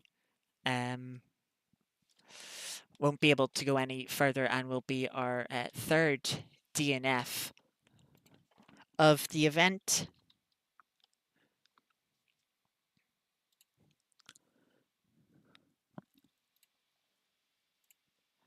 As we can look back at the scoreboard. Now, we do have a couple of people that have yet to run, though one of which is having technical issues. The other, unfortunately, said they might not be able to make it. So, and they haven't appeared. So it looks like, unfortunately, that they are unable to attend.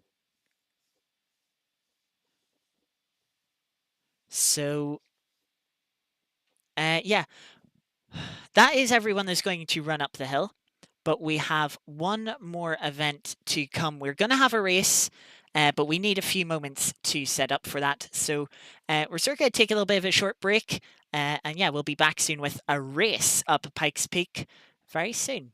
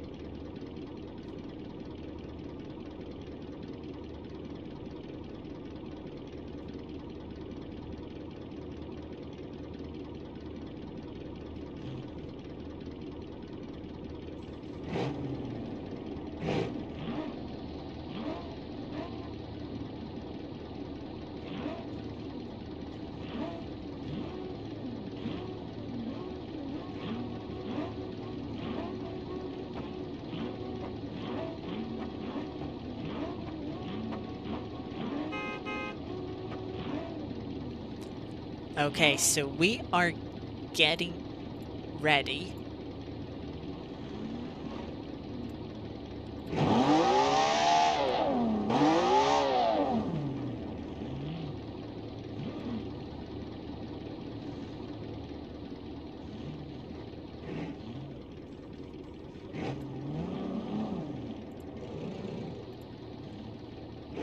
Right, so we are here with everyone lined up.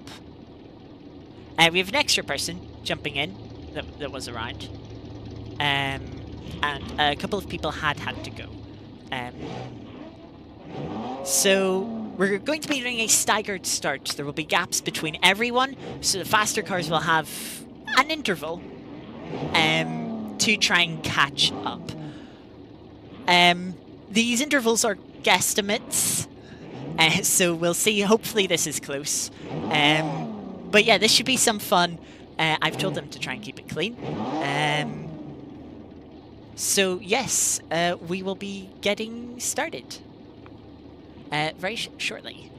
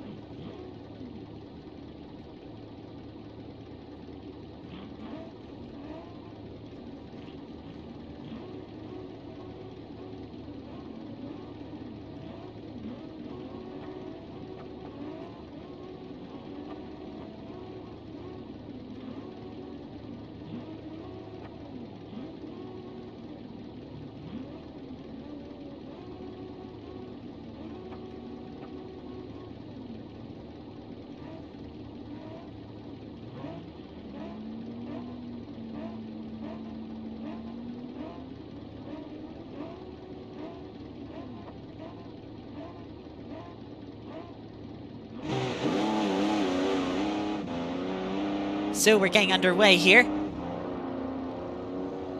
with the first car going. Iris, you can go.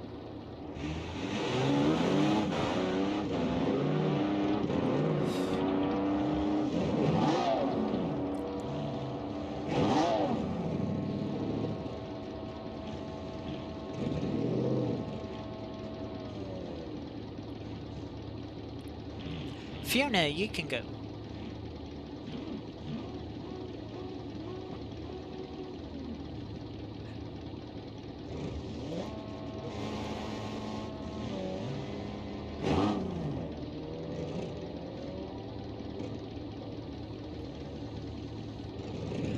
Not the base, you can go.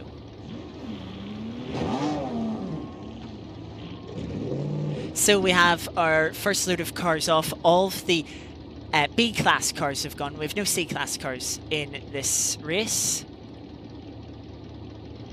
But, so yeah, we have a bit of a wait here.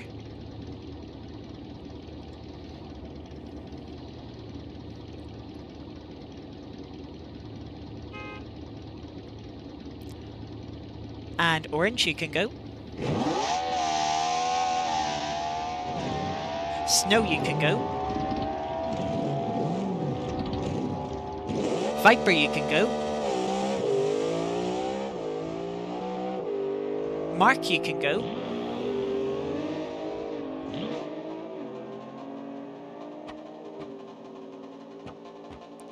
And Orange Coast, you can go.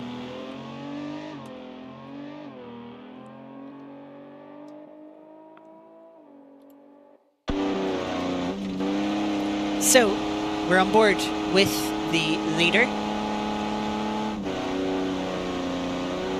Now, you can see it looks like there's quite a bit of a gap to the cars behind. You can see Iris in the bus.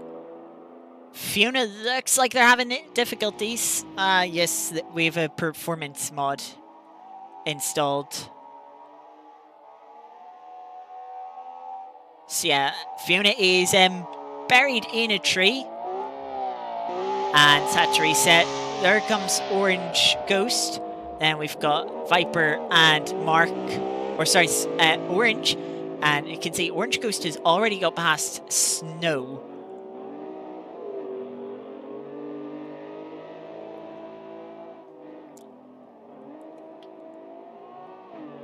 So yeah, we can see Orange Ghost here. Fiona's off again at the hairpin. Mark and Viper getting past her, and here comes Orange Ghost.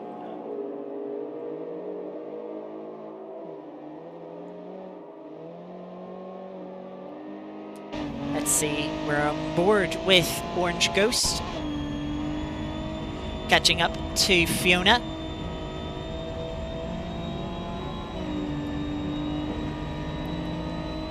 And Fiona will let Orange Ghost past into this fast left-hander.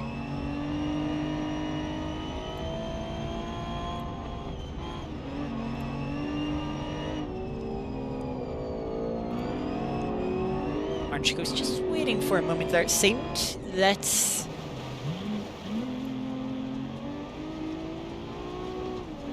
see as we look as no, oh, just collecting one of those concrete posts. That'll cost them a bit of time, but a very quick reset. We'll see them getting going quite quickly again. Not the base here. Currently.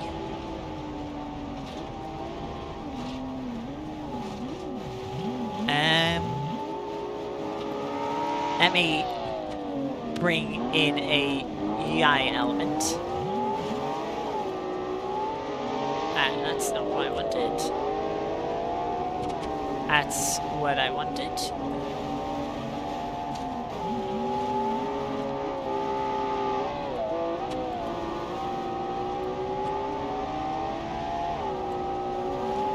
So you can see now, as we have Orange catching up in their classic Le Mans inspired Hillclimb car, getting a little out of shape though. Very loud. As Not the Bees runs wide into one of the concrete posts, and that allows Orange to get by. As we see, Mark is a little bit behind them as well. Artie is still in the lead, still has a bit of a lead over Iris, as they're starting to reach the halfway mark.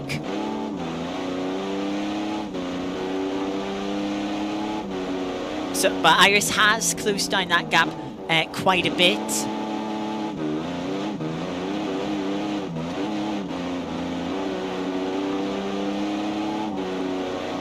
So as they pass this area here, let's see them through. There goes Iris. And then we have Orange already past all of the other B-class cars except the bus. So they're currently in third place. It's very close here for further back. Viper currently in fourth. Then we have Mark, who's just gone in front of Not the Beast, closely followed by Orange Ghost. And then we have Snow and Fiona further back, who are struggling a little bit. Not the Beast wide into left-hander. That allows Orange Ghost through, who's now looking to close in to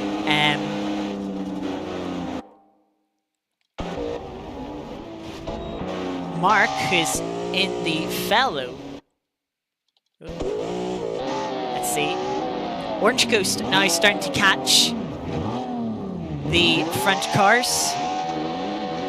The buses. Iris having a moment on the edge there. Gets going again.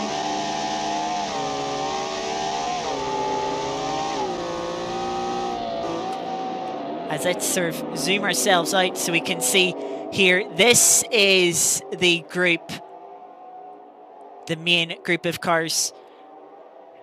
Artie leading the way out of Orange, Iris, Viper, Mark, Orange Ghost, and Not the Bees rounding off.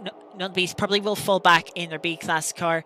Then we also have Snow and Fiona further back. Iris into the guardrail. As we now look at Orange and Artie. Orange getting to the inside into the hairpin. Is tied up against the inside. Artie has had to take to the cliff. Not having the turning circle. That's going to allow Viper through as well. But they'll get going before Mark and Orange Ghost catch up. And there's Iris not too far behind either. I can see Not the Bees are closing in on Iris as well.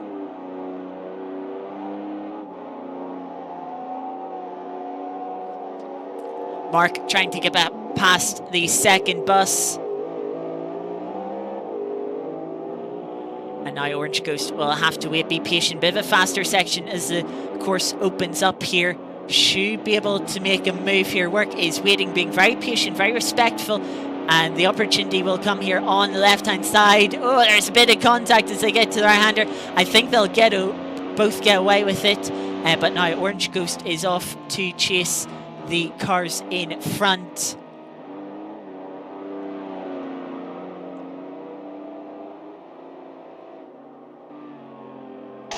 So let's see. Here is Orange Ghost. There is Viper. Fiona's a little further back. Not sure which of those were up. That's Not the Bees, that's Mark.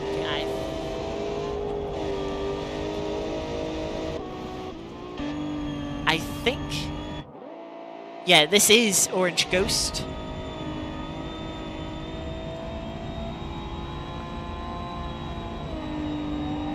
You can see Orange up the front.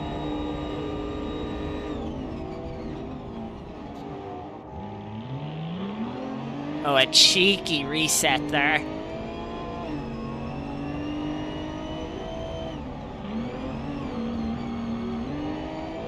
So the cars are sort of snaking their way through. There's a little bit of a gap between all of them. Maybe about 3 or 4 seconds between each of the cars. Mark is out wide there. He's bouncing over the bumps. Look at the car. That could give Orange Ghost third place here. As Orange Ghost is closing in. But Viper also looks like they're closing in on the other Orange further in front. Let's go to free cam. Orange Ghost looked to be a little bit wide there. As you can see coming into the hairpin. Orange Ghost just dropping back a little bit.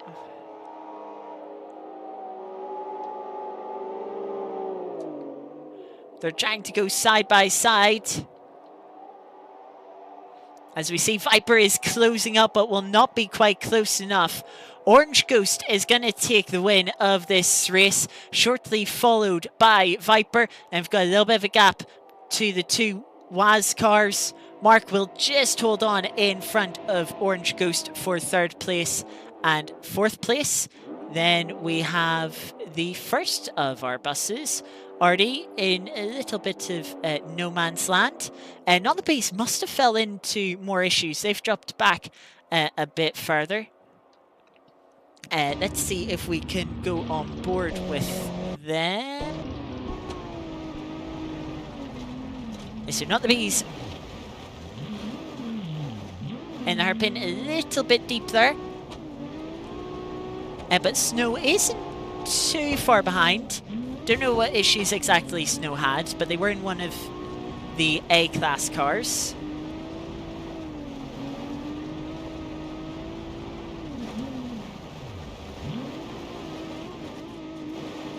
Oh, just clipping the guardrail. Yeah, Artie finishes 5th in the bus. Not the Bees will take P6, and then Snow will be next. Snow taking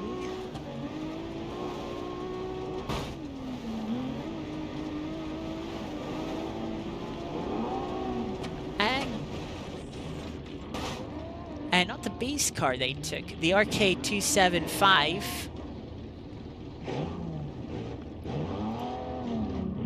As our last card finish, Fionn.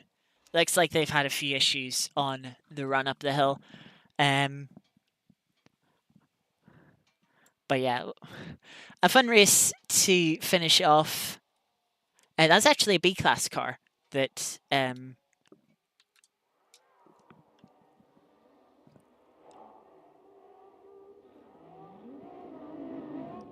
that Snow was in. But yeah, that is our finale. A nice little fun race to finish things off for today. But yeah, with that race done, let's have a look back at the results of the runs up the hill.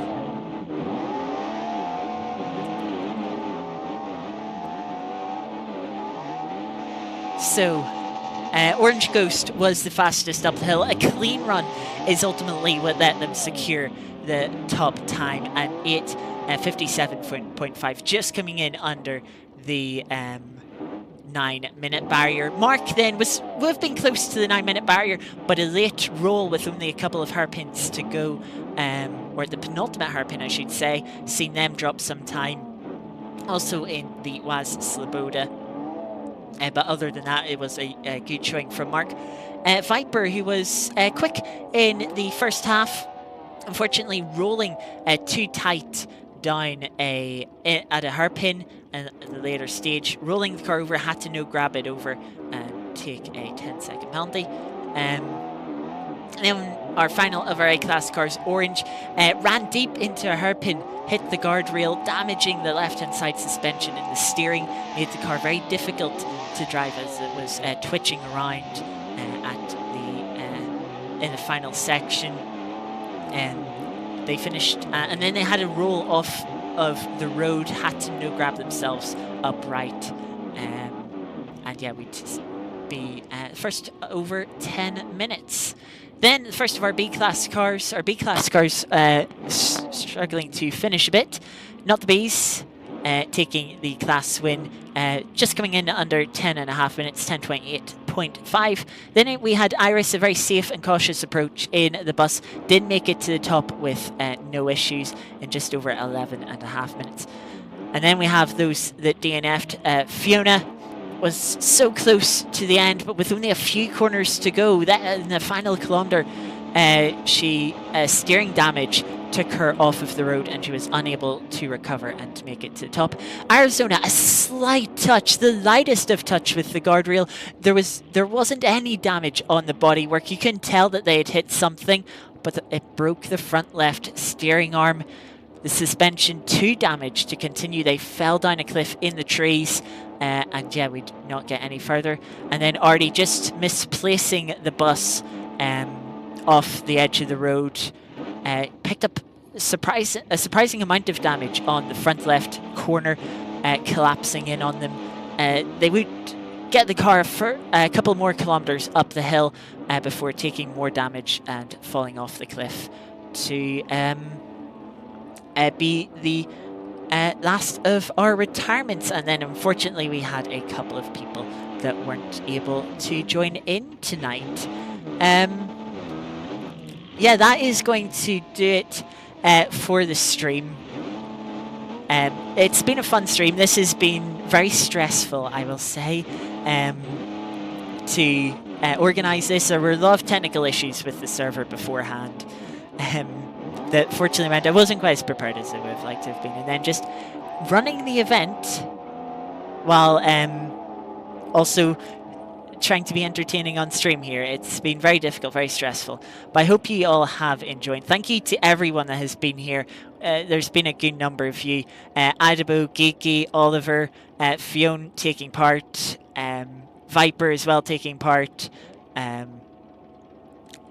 Cora coming in as well, Ice Pyro, who was looking to take part but unfortunately busy today. So yeah, thank you all for being here on the stream, and yeah, I hope you have enjoyed. For myself, I'll be back with more South Corsa and ACC streams the coming week on Tuesday, Wednesday and Thursday. If you would be interested, they'll be similar time to this stream. I'll be getting them scheduled up tomorrow. But yeah, we have some good fun racing action in World Touring Car Cup on Tuesday at Croft. My first time actually doing a race at Croft. Then we have the Genetic Cup at Silverstone in the rain, a wet race. That could throw up some spice. And then the GT4 Cup at Zolder. Zolder, quite an interesting track that should produce some good racing. But yes, thank you all for being here. I hope you all have enjoyed. Enjoy the rest of your week, enjoy your Sunday, and I will hopefully see you in the next week with our regular streams. But yeah, for the meantime, take care. Thanks for watching, and I will see you next time. Bye-bye.